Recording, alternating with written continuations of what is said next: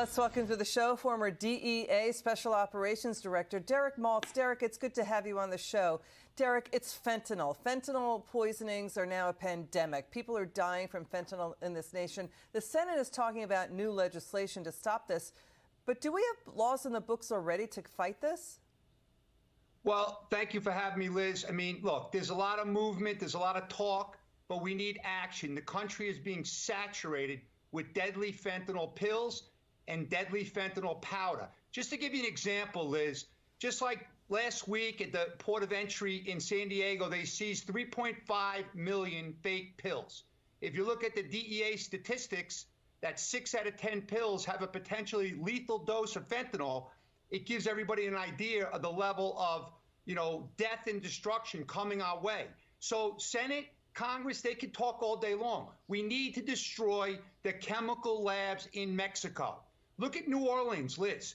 They just put out a report that 95% of the overdoses last year were fentanyl related. The Texas Department of State Health Services put out a report that 97% of the unintentional synthetic drug opioids were related to fentanyl. The entire country is saturated. I deal with the families. This has been going on 5 years, and we need action, less words. Derek, you look at the list. Let's look at show the list of celebrities who accidentally die from painkillers laced with fentanyl. We're talking Tom Petty, Prince, Coolio reportedly accidentally died from heroin laced with fentanyl. He also did meth. The Wire actor Michael Williams died from accidental overdose of heroin laced with fentanyl. The list goes on and on and on, Derek. And now we have the White House press secretary, KJP. Critics are saying she made these claims that are pretty wild, that the House Republicans are fighting to put fentanyl on the street by defunding Border Patrol. But GOP seems to be wanting more money for Border Patrol. Well, look, we could talk all day about this. The bottom line is, if you just look at the volume of fentanyl in the country, look, Border Patrol, CBP, they've done a great job. This year alone, in the first 6 months, they seized 13.9 thousand pounds of fentanyl. A CBP reports this every month. Last year, for the entire year, it was only 14.7 thousand pounds. And I say only.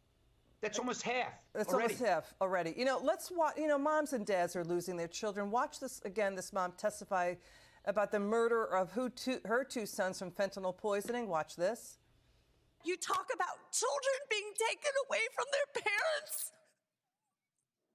My children were taken away from me. I don't use the term drug overdose because this was not an overdose. This was murder. This is a war.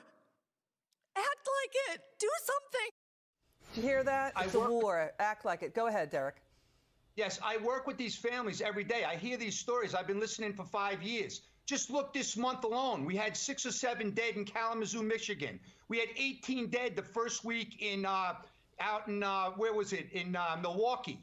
We had 40 people poisoned at the end of March in Onondaga County, New York. It's insanity, and we don't have the action. So, and by the way, let me just go back to your early report about China and the farmland. You know what else is not being reported? All the cash being picked up in America and turned over to the Chinese students that's being used to make a lot of these purchases in America. We're totally missing the boat on reporting accurately to the public. And by the way, the families are really upset because the government is not telling them about the fentanyl that's out there, and they're learning after their kids are dead. One last comment, very important. DEA is trying to put it out. Derek Maltz, thank you so much.